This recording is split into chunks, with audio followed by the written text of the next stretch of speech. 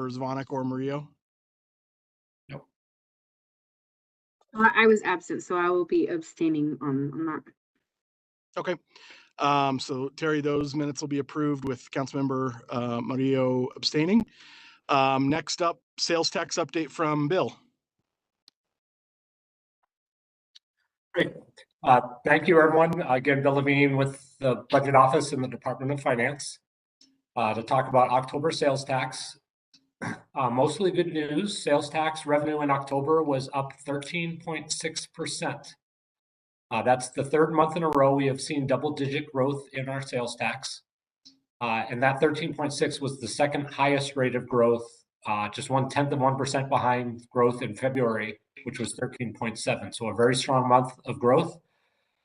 From a big picture standpoint, that puts us 3.3 million over our projection on sales tax revenue for the year. And that's a 1.5% over our projection. Few quick notes as you go a little deeper into what happened with sales tax. Variable payments have been driving a lot of what we've seen over recent months, but that was not a factor in October. There were 4 sectors showing strong double-digit growth. Those sectors were auto dealers and parts, which were up almost 20%. Utilities up 18%. Building materials up 13%, and electronics/computers were up 12%. A few quick notes there. We have 2 new car dealerships. There's a Tesla dealership and a Carvana that are now operating that were not operating a year ago. So that helps explain some of that 20% growth in auto dealer revenue. And then also utilities is a single company. It's Xcel Energy, and inflation is certainly a big part of what we're seeing there. Both electricity and natural gas prices are up quite a bit, and I think that's driving the results with Xcel. So if there are no other questions, I will leave it at that. I had a question real quick on the auto dealership.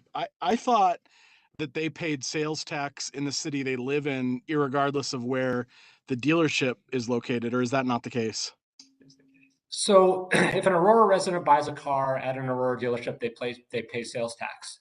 If that same resident were to buy a car outside of Aurora, they end up paying auto use tax, and then it takes longer for it to get back to us. Gotcha. All right, thank you. Any other questions from either of the other 2 council members? No. All right.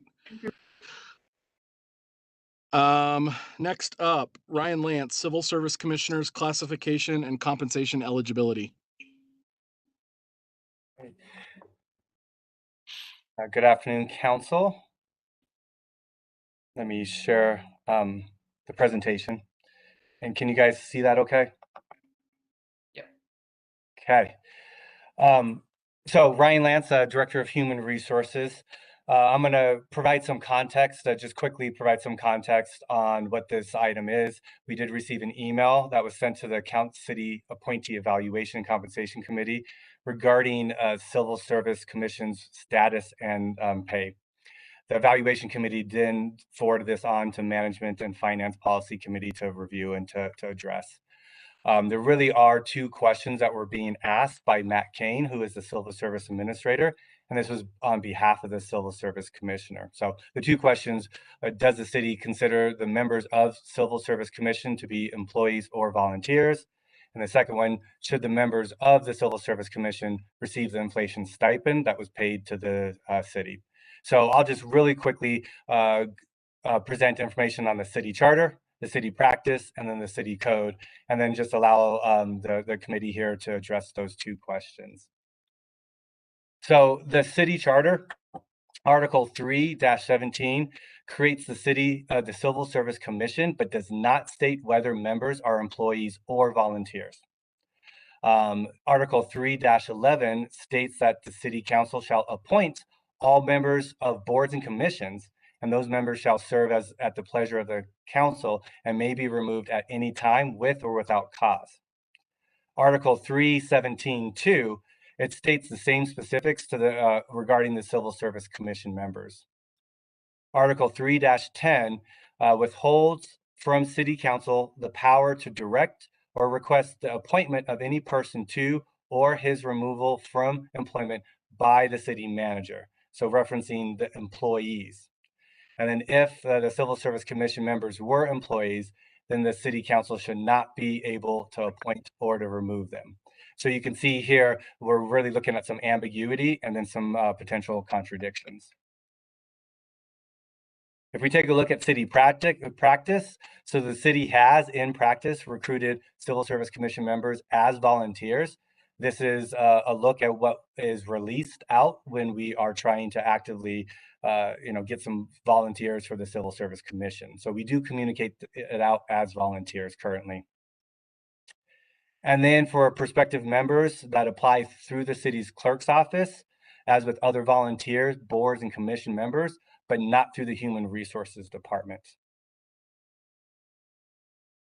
And then if we take a look at this last piece is the city code. This is in section 102-69. So members of the Civil Service Commission shall be paid as compensation for their services an amount equal to $10.56 per hour or portion thereof for time actually spent as a member of the Civil Service Commission, performing those duties authorized by the charter with a minimum of $21.12, so 2 hours, and a maximum of $48.48, 8 hours. This is payable for any one calendar day. Members of the Civil Service Commission shall be paid $150 per day when conducting a hearing concerning a disciplinary appeal rather than the hourly rate and without regard to the aforementioned minimum or maximums. So that's what the city code says. Now, for the Fair Labor Standards Act, this requires employees be paid for all hours worked and a premium rate for any overtime, which would be inconsistent with the city code listed above. So the FLSA allows a public entity to pay volunteers a stipend. So with that as context and the situation of where we're at, the two questions, does the city consider the members of Civil Service Commissions to be employees or volunteers? If council wishes to treat the Civil Service Commission members as employees, then changes to the code and to practice are needed. And then should the members of the Civil Service Commission receive the inflation stipend that the city paid to employees, Article 3-17.2 empowers council to set the commission's member compensation by resolution. So with that as a context, I'm available. Also, Kim Skaggs, Assistant City Attorneys, available from a legal standpoint to help out. And then I do believe Matt Kane and Civil Service Commissions are available as well. So I have a couple of questions. The first, so the question as to whether or not they're employees or volunteers, if we say they are volunteers, because of what FLSA says, they would still be eligible to receive compensation. Is that correct? Yes, if they were employees, then we would have to treat them as employees. And that does come down to this one item here, that we should be paying them for hours worked. Yeah, but I guess so when I hear the word volunteer, and maybe this is just my interpretation, when I hear the word volunteer, I hear free, I guess. And so my question is, if we are to say that they're volunteers, we're not saying we're going to not compensate them. Is that an accurate statement?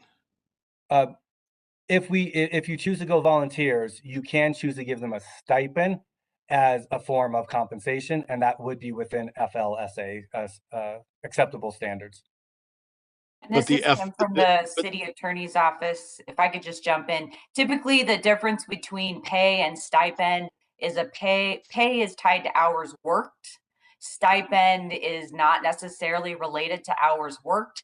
The way we've written the city code kind of puts us in between those two things. So we can pay a stipend, absolutely. But typically a stipend is less than you would receive as you're an employee, and it's not tied to hours worked.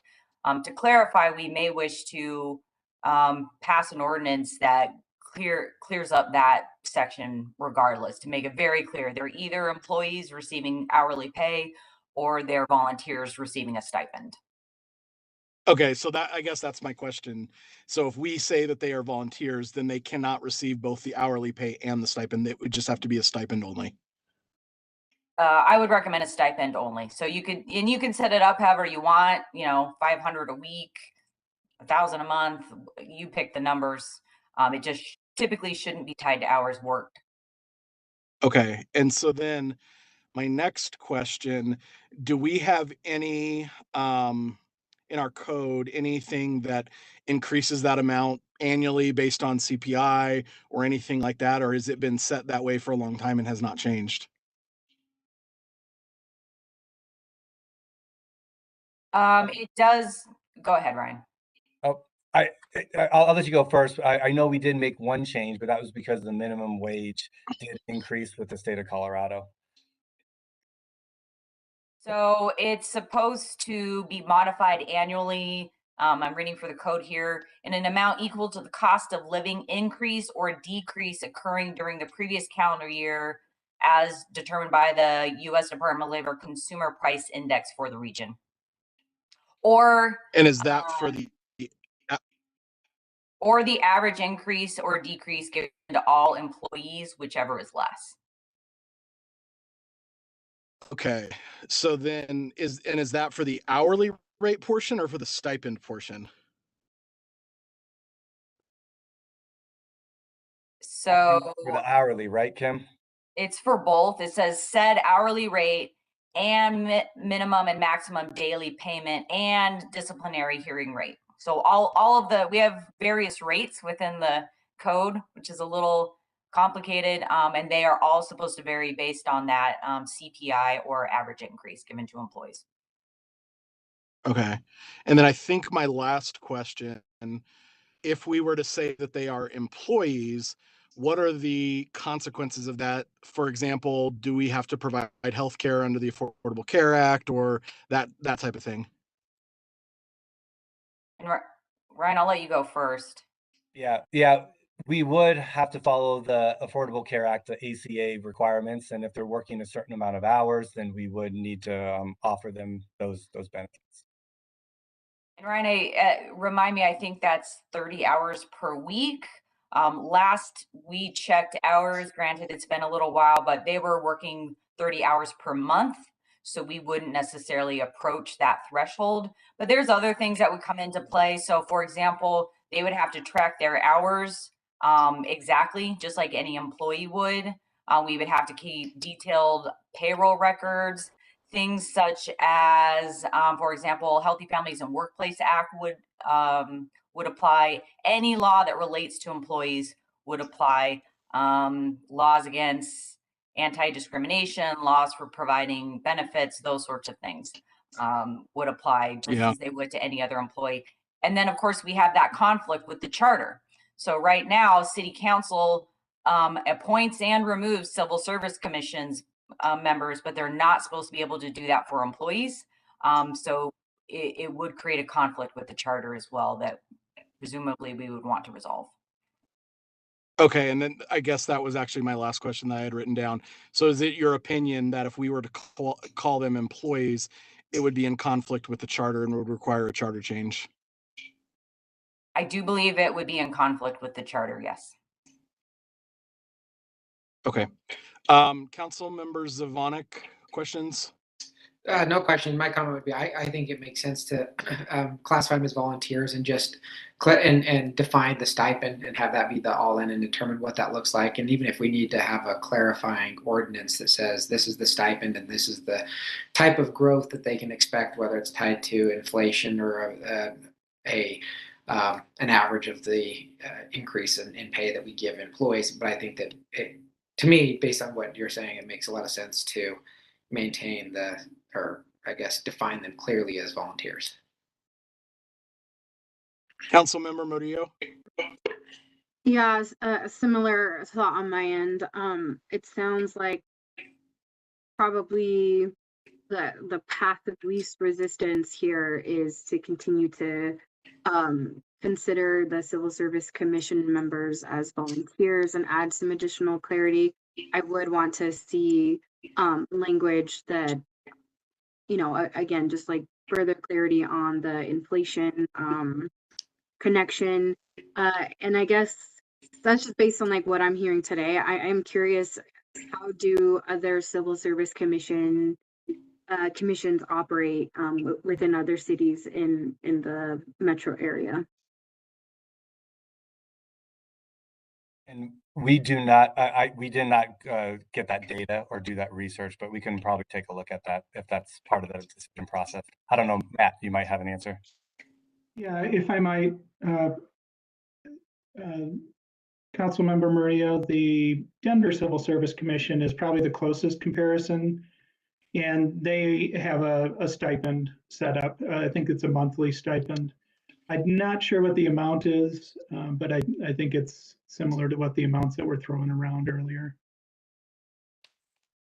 Makes sense. So Matt, just to Okay. be clear, does that mean they're volunteers and not employees since they're paid a stipend? I haven't asked that particular question to Denver Civil Service, but that sounds like a city attorney advice to the Denver council at some point. That sounds consistent. That'd be good to know. Councilmember Murillo, did you have follow-up? I'm sorry.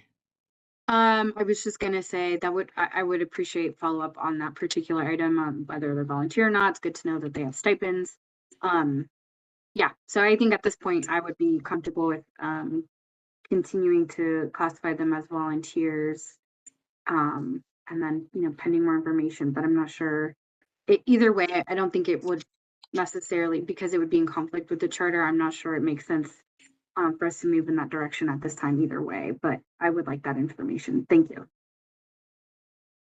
So Ryan, based upon the feedback today, could you work with Kim to prepare an ordinance that clarifies, kind of memorializes this, and then also see what comparison we can get from other cities? And then maybe we can do that at our December M&F meeting. I guess I would be curious also that two things. One, set up the stipend so that their compensation is similar to what they're receiving today. So, I guess that combines what their hourly and stipend amounts are, and they're getting paid that as their starting stipend. And then secondly, that has an annual, cost of living or CPI increase tied to it. Could you and staff prepare an ordinance like that and bring it back to our December meeting? Yes, we can definitely do that. Okay. And then is that second question that's in play too, that they're asking about the inflation stipend that all other employees receive. So that would just then be a stipend, whether you want to do that. Councilmember Murillo or Zvonek, any thoughts on that piece of it? I mean, I would support increasing for inflation. I just, if it's like so similar to what our employees receive, I just, to me, I'm just want to make sure that that's okay, not creating more confusion that we're trying to rectify. Councilmember Zvonek? Yeah. Ryan, what is the amount? Is it just a set amount that was given to everybody? Yeah, it was from July through September. It was an equivalent of $600 was given to all employees to assist with the high inflationary times. And the Civil Service Commission did not receive that. Yeah. I don't know. I just think that the full-time employees that are working for the city, it's different. As somebody mentioned, they're working 30 hours a month. And so it is a more voluntary role. So I have a hard time justifying, just given that I understand it for the employees that are working full-time. But I'd have a hard time saying yes to the volunteers on the Civil Service Commission, but I don't have any strong feelings about it, but I'd lean no. So maybe a question to help answer this, or maybe it defers it, but since we're already past that period anyways, and from how I understand this is if we're going to pay them that inflation stipend, it would be back pay. Could we basically defer that question, come back to our December meeting with the ordinance? If that ordinance to classify them as volunteers moves forward, once city council codifies that into law, if we codify that into law saying they are volunteers, they would not receive that. If we go a different direction, then they would receive it. Could we do it that way? Or do we need to decide today? There is not a need to decide today. It's really up to you guys.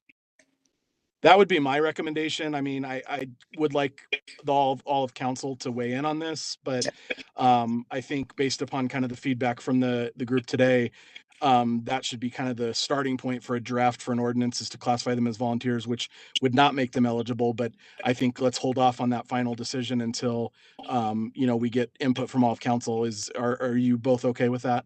Yeah. Yep. Okay. Does that give you enough clarity, Ryan? Yes, it does. Thank you. All right. Thank you very much. All right. Next up, Nancy Wishmeyer, the 2022 Forvis Audit Engagement Letter. Good afternoon. I'm Nancy Wishmeyer, the controller. And at the beginning of each audit, our external auditors from Forvis provide us with this engagement letter. And the letter basically outlines all of the services that they'll perform in the upcoming audit. So it'll include the financial statement audit, the single audit of our federal grants, and then also the scientific and cultural facilities district audit. And then the auditors will also indicate in the letter that they'll perform certain agreed upon procedures on the city's 457 plan, the 720 Memorial Foundation, and then also the various PEP plans that we have.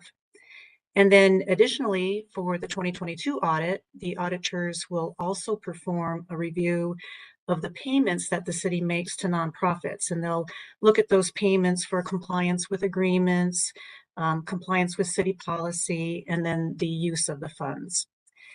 And then the engagement letter also discusses the responsibilities that the external auditors have, and then they kind of identified those responsibilities as opposed to the responsibilities of city management and of city staff. And then finally, the engagement letter will talk about the fees that are being charged for all of the various audits and the AUPs.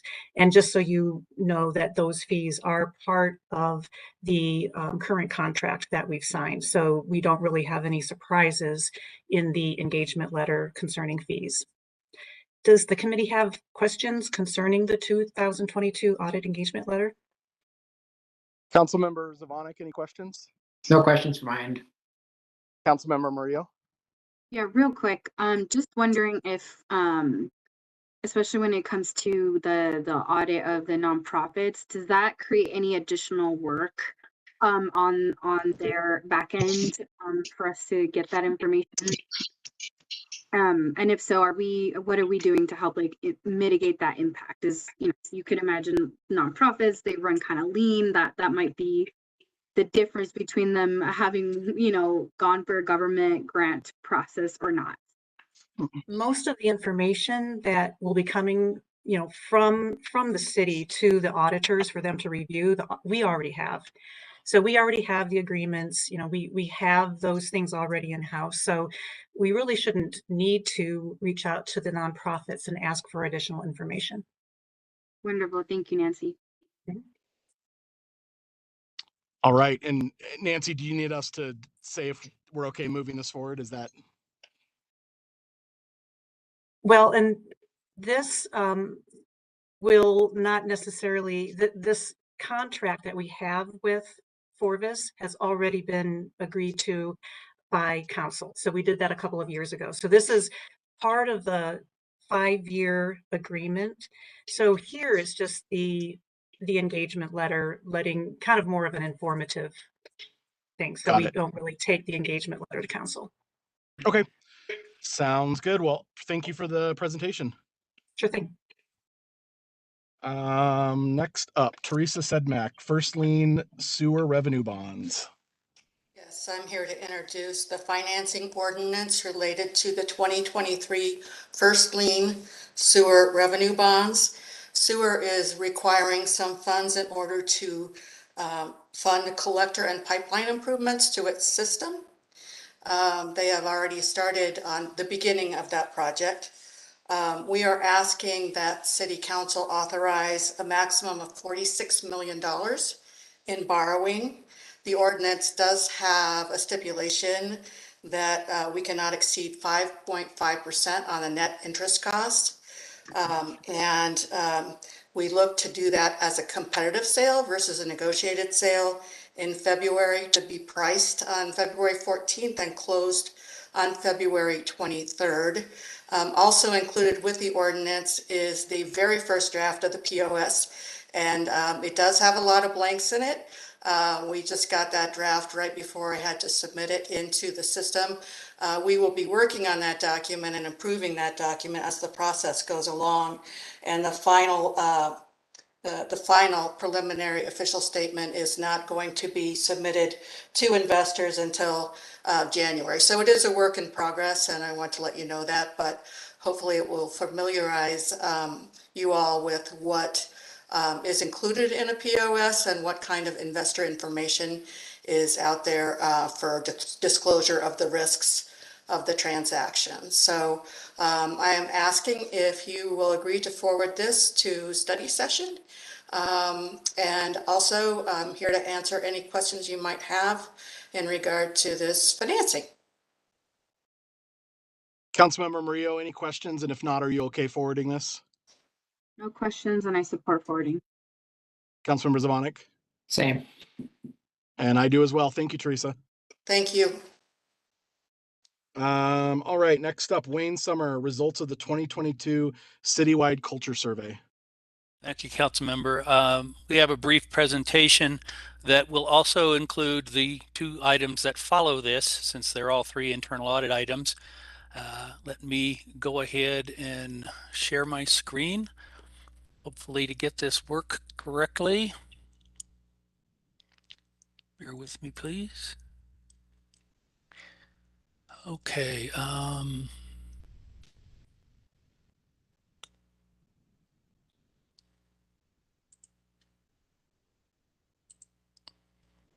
Okay, hopefully you're seeing the title slide. Not yet. Not yet. Okay.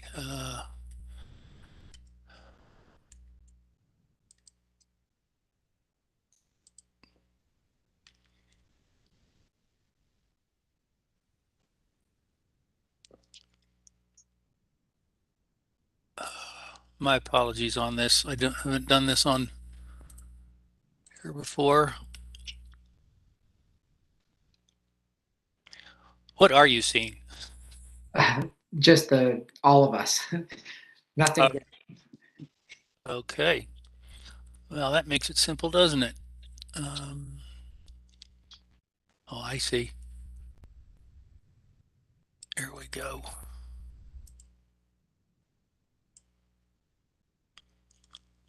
Many buttons to push. There we go. All right, we'll try to get this started.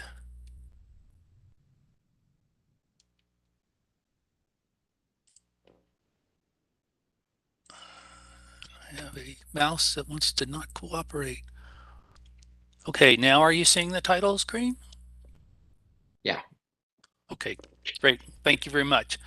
Okay, these are the results of the 22 citywide culture survey. This is the first time that we have performed this survey. We did this in conjunction with Human Resources and their engagement survey. This was done back in March. The reason we focused on culture, we often do this as part of our individual engagements, but culture is very important. As you can see from this chart from Glassdoor's economic research, for government employees, culture and values are the #1 reason that they stay with their employer. Considering what we've been through in the last couple years in regard to turnover, culture does matter. These are the culture characteristics that we assessed. Safety was not one of our original culture characteristics, but because the city does want to pursue a culture of safety, we added some questions regarding safety in our survey. These are the statistics around what we did with the survey. We had approximately a 47% response rate. This wasn't as high as we had hoped. We really were hoping for something more along 70%. But there were reasons that staff gave us that for possible why they did not respond. Public safety responses, actually, you'll see when we get in there, if you look into the report, the public safety responses reflect the leadership issues that were in place at that time. There were transitions that were going on in both the chief positions, and that resulted in a lower response rate. We were also given some indication by fire that they were a bit miffed about the entire bonus situation, and that's why response rates with fire may have been rather low. But some of the anecdotal reasons were some staffs have said, I don't have time for this. This was a 20-minute survey, required them to spend some time. They said I just didn't have time to do it. We promised them anonymity. We did not collect any respondent information. They really didn't trust that promise. There was concern that somehow or another someone would figure out what their response was and that they might suffer retribution. And then lastly, we just characterize it as apathy. Nothing's going to happen anyway, so why should I waste the time? This quote really talks about where we are right now as a city relating to culture. We do need to change. We need to make some changes in order to be the city we need to be. I'm going to give you just some of the high-level responses and recommendations that we made. First of all, burnout was a major concern that came through clearly in the survey. Staff felt that they were running at the highest possible speed they could run. So our recommendation was that management consider some resource realistic service levels that would reflect what we were able to provide in a healthy manner. We also recommended that they consider a review of existing priorities. There are a lot of projects that are considered priorities. That list seems to be growing, not shrinking. And until you have an actual prioritization of the priorities, if you'll allow me to use that phrase, is going to end up just running staff into the ground. So we felt it was important to change the service levels and to reconsider the priorities and to do that in conjunction with staff. There needed to be a purposeful staff engagement. In the sprint to get tasks done, we've sort of lost that ability to engage staff in meaningful conversations that would actually result in better relationships between staff and management. We've recommended that management take steps to change this, and that is in process, as I'll show you later on in the presentation. The relationships between management and staff also needed to improve. We saw situations where some staff felt like they weren't being engaged at all by their managers. They didn't feel that there was any personal connection. And the importance of these relationships is they help to build trust within work groups, and they also provide the basis for what's called psychological safety. That's a buzz term in organizational circles now that talks about an environment in which staff can either participate or express views without feeling as though they'll be ostracized or criticized or somehow made fun of. It's a very important condition to exist within an organization so that the city can be creative.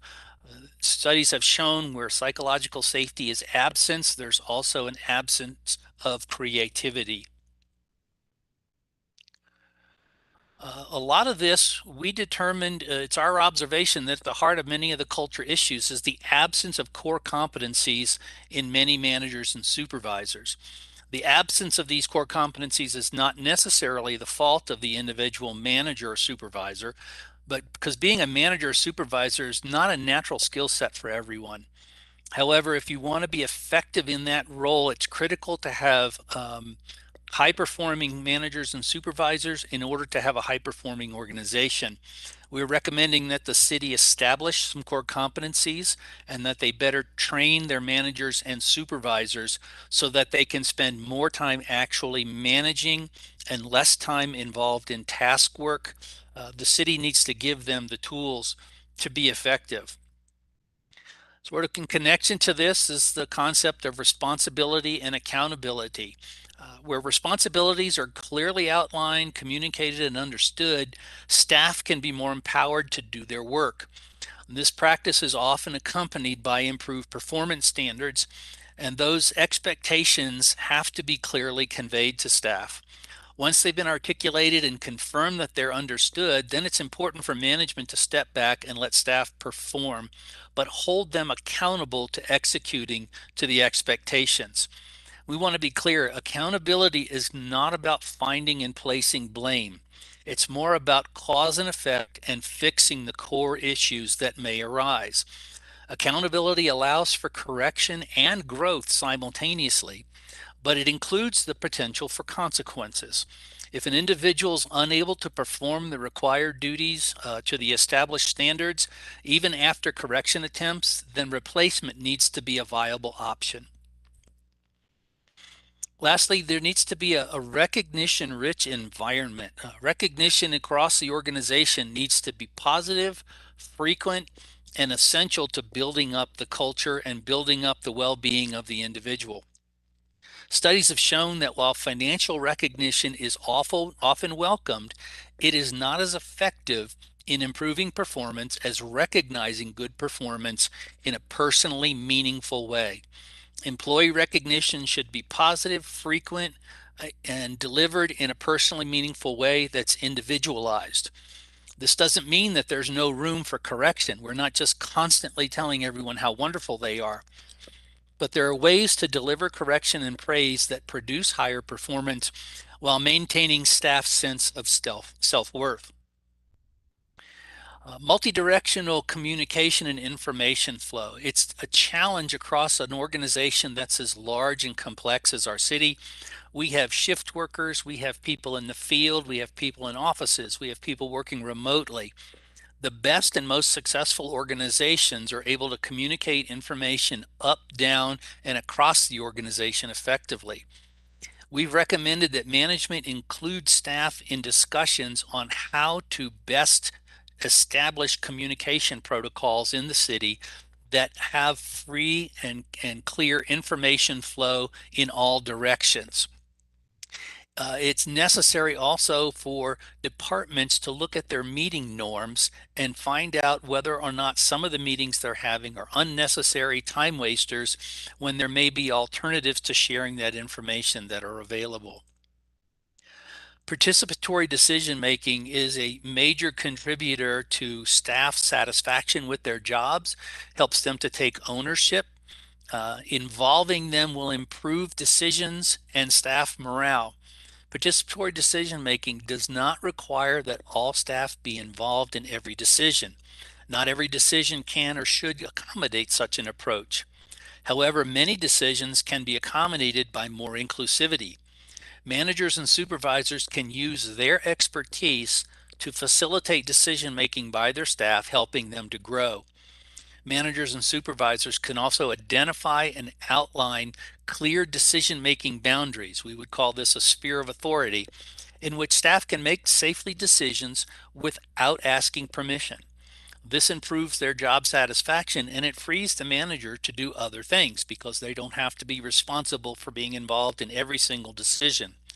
Studies have shown that the more diverse perspectives that are involved in decision-making process, that these actually produce better decisions. So it's to their benefit to want to increase staff participation in their activities. Staff was very clear that they missed the opportunities for growth and career progressions. This is a key to retaining staff and building a culture in which staff are excited to work, providing an ability for them to grow professionally and to advance within the organization. It's also in the institution's best interest to keep a strong bench from which they can fill critical positions while retaining institutional knowledge. If there's no apparent way forward, staff will find avenues for advancement outside of the organization.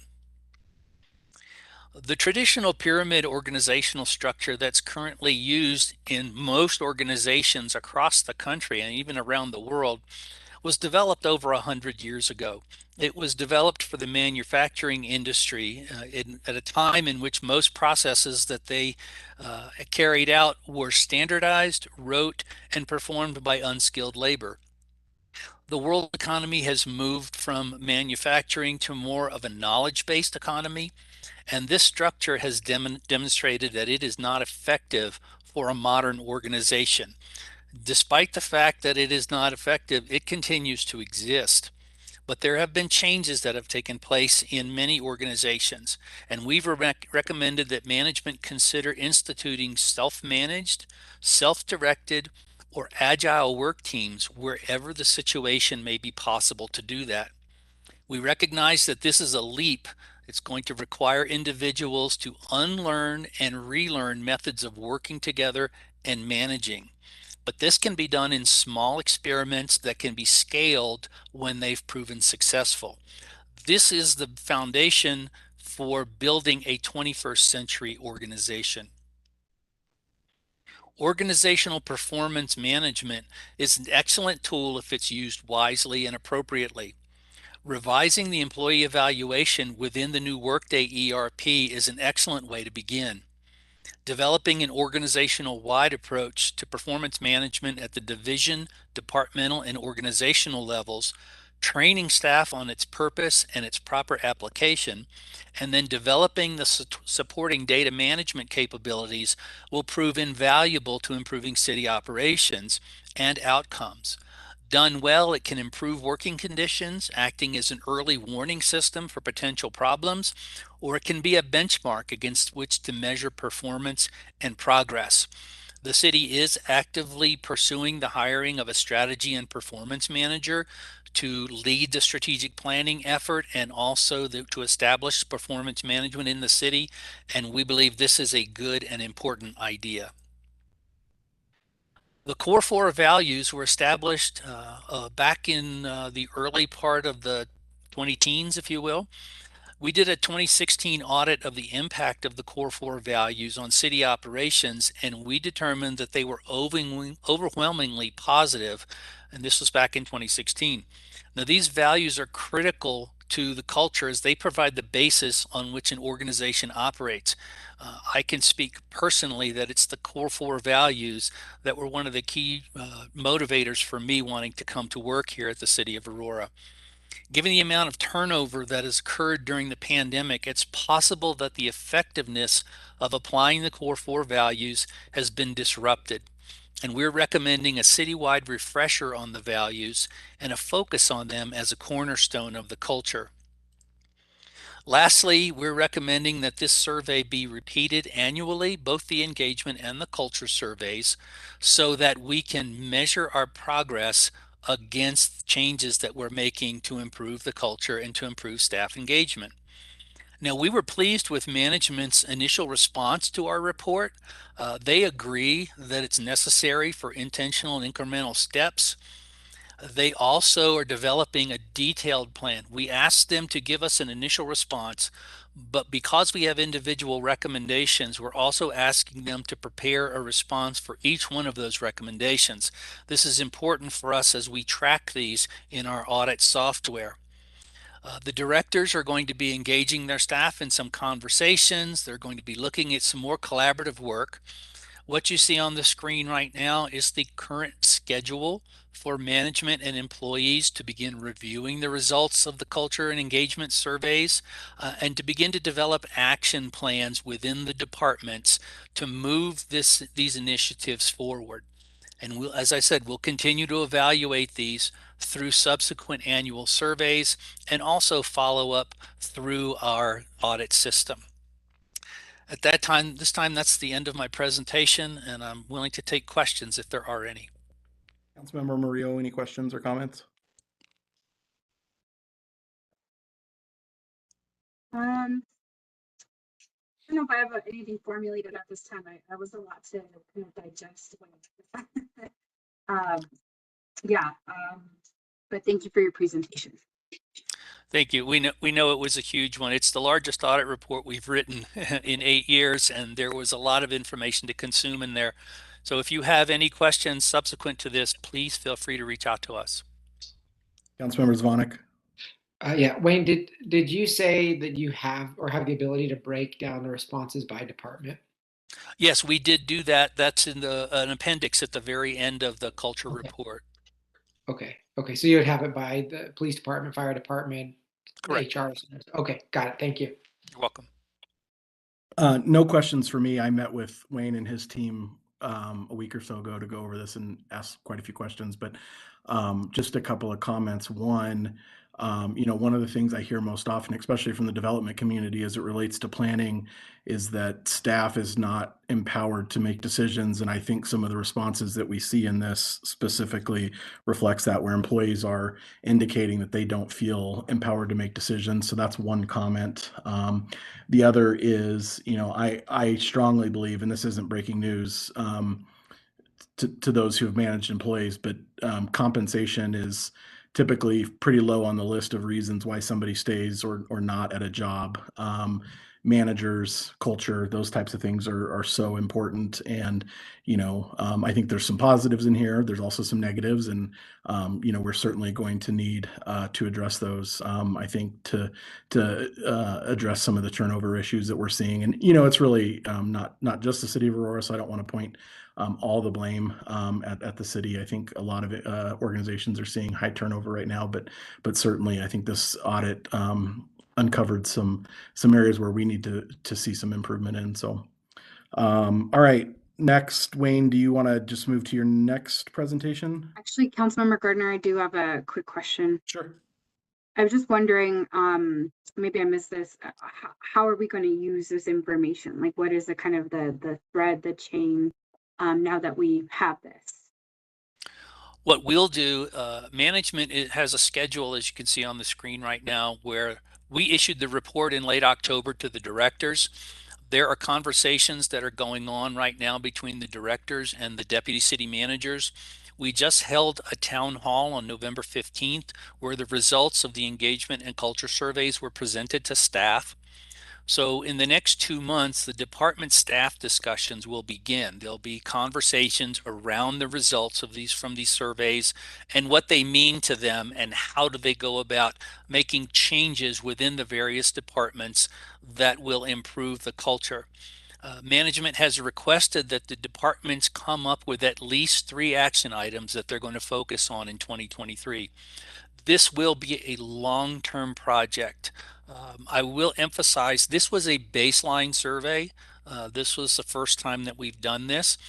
And also, so much has gone on in the last 3 years, and it's not just COVID. As we pointed out in the report, there have been generational shifts that have been taking place during these last 3 years that are going to impact the organization going forward.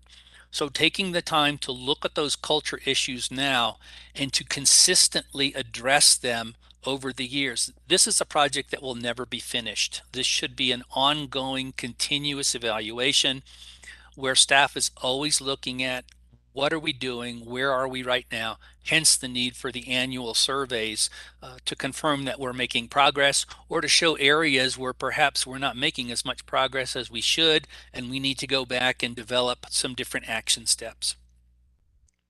Thank you. You're welcome. All right. You want to go into your next one now, Wayne? Sure. These are the results of our 2023 internal audit planning. Cherie Van Buren, who is one of our staff auditors, Cherie is going to run you through this presentation and I'll just advance the slides. Thank you, Wayne. Good afternoon. I'm going to hop into the presentation here. You did receive the full report, but I'm just going to go over some quick highlights for you all today. The main difference that we did want to point out was that our risk assessment approach was changed pretty significantly. We think this new approach will help us to be more agile in addressing city risks. On page 3 of the report, you'll see that we used a 6-question survey, which was very different from our 60+ survey that we've used in the past. But we just wanted to adjust the survey a little bit to see if it would increase our participation rate. We shared this survey with the department directors first, and then from question 6, we shared the survey with the individuals they noted, and then so on and so forth. We also held individual meetings with the city manager, the deputy city managers, the city attorney, presiding judge, and the court administrator. And then we also held follow-up meetings as necessary with staff. And then from those meetings and surveys, we developed a list of internal audit observations and then a list of priority internal audit engagements. Next slide, please. If I could draw your attention to report page 4, just wanted to highlight this graphic because we thought it depicted really well internal audit's reach. As a shop of 4, we're limited in the work we're able to accomplish. However, it also depicts the importance of management taking responsibility to address the risks and internal audit's responsibility to draw attention to the risk areas, as they may not always become an internal audit engagement. And then we also assess that based on a risk. And then the next slide kind of gives the highlight of our internal audit observations. Again, I'm not going to go through all of these, but it's just internal audit's way of raising management's risk awareness. Again, not all of these will become internal audits, but it helps us to communicate the risks that we saw both in the surveys and in our meetings. And then this list here on this slide just goes through our priority engagements. We will complete these engagements as listed. So the next slide will show the first engagement that right now it's underway, part 1, and that's the information technology operational assessment. The objective here is to evaluate the effectiveness of the current IT organizational structure in the context of executing its mission. We fully anticipate that what we find in part 1 will lead to us having a part 2 to address any risk identified in part 1. The next slide. City governance practices. The objective here will be to assess the state of city governance practices in relation to prevailing standards to determine where improvements are needed. And very much like the last engagement, based on what we find during part 1, we do anticipate that further work will be conducted in a part 2 engagement. Citywide consultation services. The objective there, determining the disposition of any study findings and assess the value of the deliverables in relation to their originally intended purpose. We hear a lot about studies and third-party consultants coming in and doing work around the city. And so internal audit wanted to put an engagement on our plan to where we go back and assess what has been done since the completion of those studies. And then sole source purchasing process, the objective here would be to determine whether adequate controls and policies exist to ensure sole source purchases are appropriate and in the best interest of the city. And then as of now, we only have one recurring engagement, and that's the mayor and city council operating expense engagements. We will start performing this engagement on an annual basis.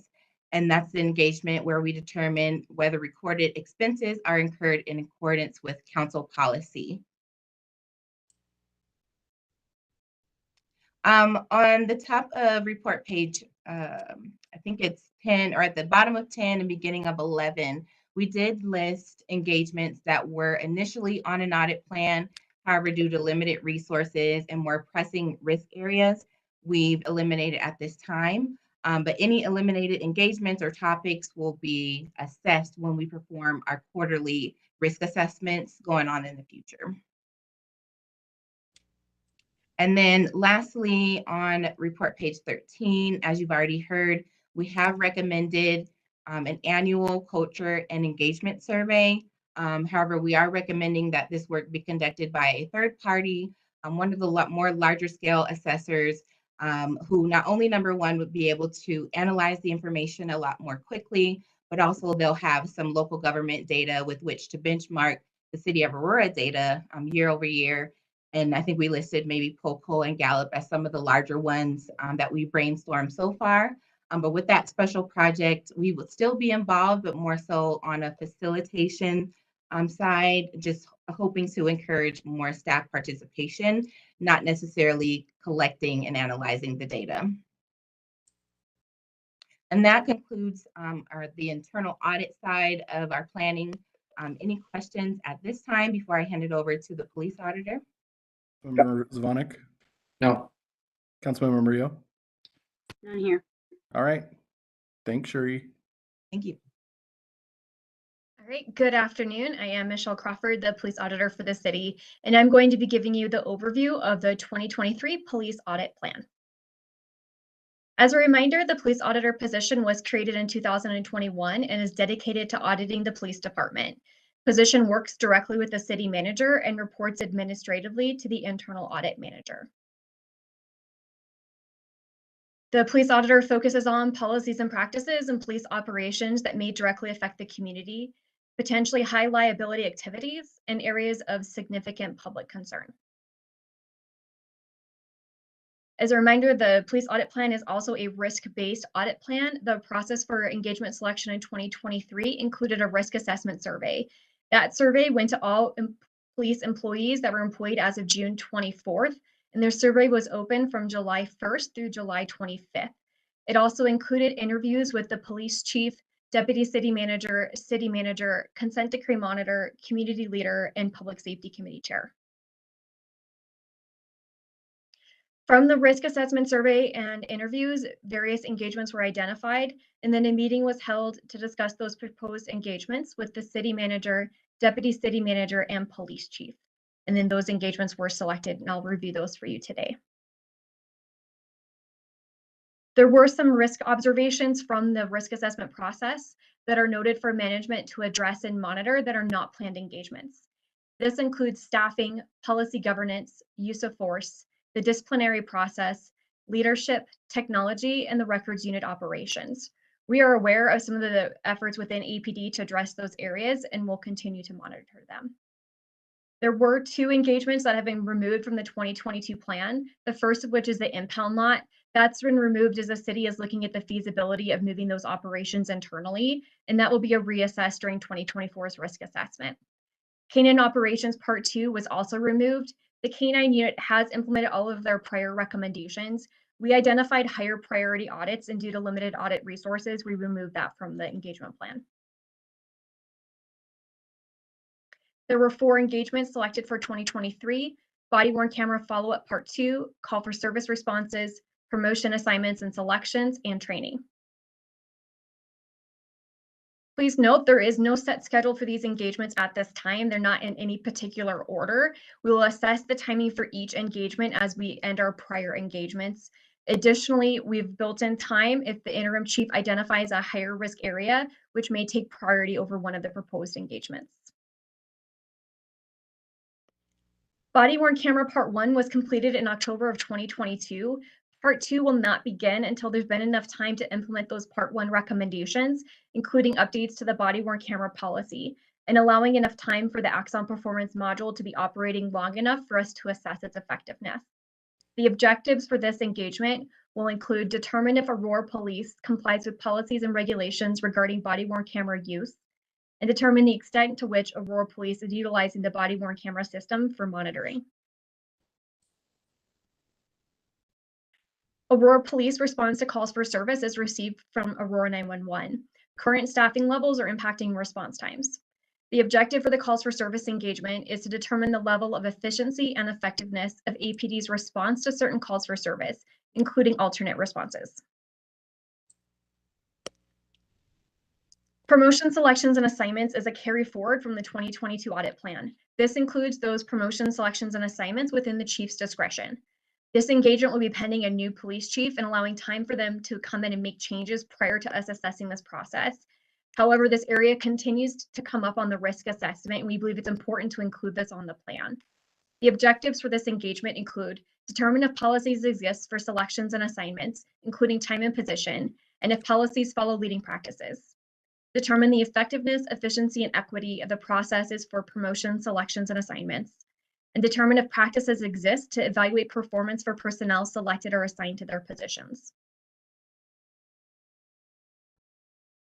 Concerns arose during the risk assessment around training. Training sets the baseline for everything the department does. If the department does not adequately train and prepare its officers, it sets up officers and the department for failure. The objective for this engagement is to ascertain the level to which APD complies with training requirements and the degree of quality therein. And with that, are there any questions on the police audit plan? Councilmember Murillo.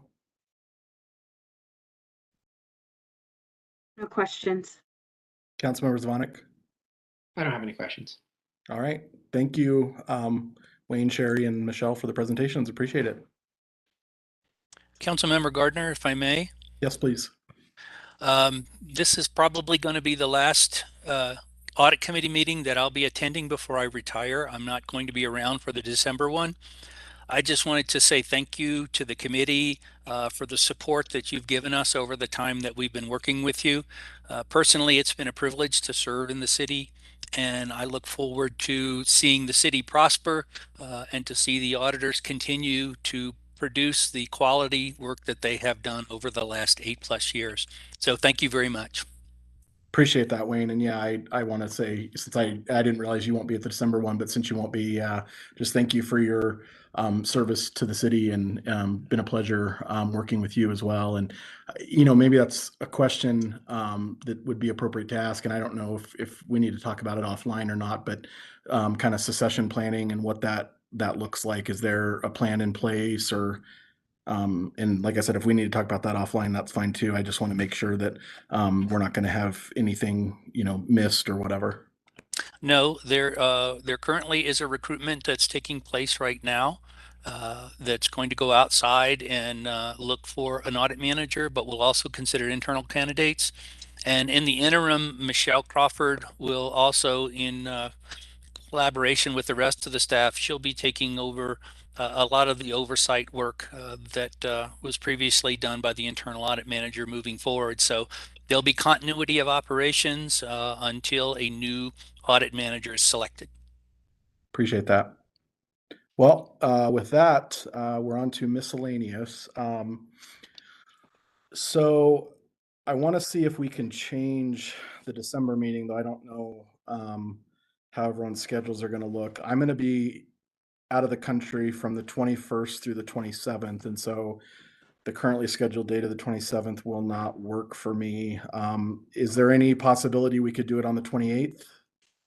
I don't know. I know that week is tough. The other option I thought of was moving it up a week to the 20th of December, but just kind of wanted to throw it out there. And if we need to have staff send out kind of an email and figure out a date that works, we can do that too. What was the date that you said? You said the 28th of December? Either the 28th of December or the 20th of December.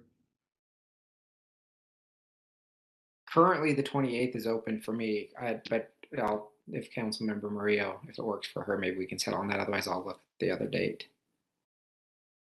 I do have a standing meeting typically. I can try and move it, unless the 20th is easier. If does the 20th work for you, Councilmember Murillo? It does. It works for me too, if it works for you, Councilmember Gardner. Okay, yeah, let's do the 20th then. Can you update the calendar invite, Terry? Yes, we'll take care of that. All right. With that, we will go ahead and adjourn. Thanks, everybody, and have a good day. Thank you. Happy Thanksgiving all. Same to you. Happy Thanksgiving. Bye all.